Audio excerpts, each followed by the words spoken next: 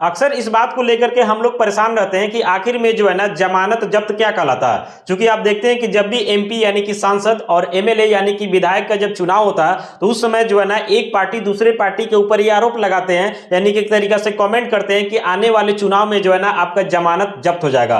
तो काफी सारे लोग इस बात को लेकर के परेशान हो जाते हैं कि क्या जमानत जब्त का मतलब उनके ऊपर कुछ कानूनी एक्शन होगा या फिर आने वाले समय में वे चुनाव नहीं लड़ सकते हैं। तो इस तरीका से लोग कंफ्यूज रहते हैं। तो आइए इस बात को लेकर के हम क्लियर करते हैं कि एक्चुअली में जमानत जब्त क्या होता है। तो सबसे पहले ये जान लीजिए कि अगर आप लोकसभा का चुनाव लड़ना चाहते हैं और आप जनरल कास्ट से आते हैं तो उस सिचुएशन में आपको 25,000 रुपया जो है ना एक तरीका से एडवांस के तौर पे जमा करना होता है। वहीं अगर आप एससी एसटी से आते हैं तो आपको 12,500 रुपया जमा करना है। वहीं विधानसभा यानी एमएलए का आप चुनाव लड़ते हैं और अगर आप जनरल है तो इसके लिए आपको 10,000 रुपया एडवांस जमा करना है और एससी एसटी से है तो आपको 5,000 रुपया जमा करना है। अब इसके लिए कुछ कंडीशन है। जैसे देखते हैं कि कोई भी एग्जाम होता है तो उसका एक मिनिमम पासिंग क्राइटेरिया रखा जाता है। जैसे मान लेते हैं 100 मार्क्स का एग्जाम हुआ, उसमें बोला गया कि मिनिमम 30% लाइएगा तो आप पास हो जाइएगा, यानी 30 नंबर आपको चाहिए। तो वैसे ही यहां पर भी रखा गया है कि जितना वोट पड़ा यानी जितना वैध वोट है उसका 1/6 पार्ट आपको मिलना चाहिए, यानी परसेंट में कन्वर्ट करते हैं तो 16.67% मिनिमम है। इतना वोट अगर आपको मिलता है तो कहीं ना कहीं आपका जमानत जब्त नहीं होगा,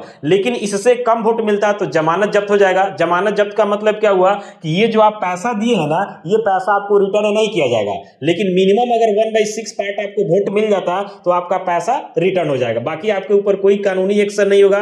फ्यूचर में आप जब चाहें तब चुनाव लड़ सकते हैं, कहीं से कोई दिक्कत नहीं है। तो आइए इसको थोड़ा डिटेल में हम लोग समझ लेते हैं। जैसे मान लेते हैं कि आपके एरिया में जो है ना टोटल 1 लाख वोटर्स है, तो जाहिर सी बात है कि 100% वोट तो नहीं पड़ पाता, क्योंकि कहीं ना कहीं लोग कुछ कारणवश बाहर रहते हैं तो पूरा वोट नहीं पड़ पाता। अब देखते हैं ना कि कभी 50% जो है वोट पड़ता है, कभी 60%, कभी 70%, इस तरीका से पड़ता है। अब मान लेते हैं कि 60% वोट पड़ा, यानी समझिए कि 1 लाख वोटर्स है लेकिन इसमें 60% लोगों ने वोट डाला, यानी 1 लाख का 60% निकालिएगा तो 60,000, यानी 60,000 पोल हुआ, यानी इतना वोट पड़ा।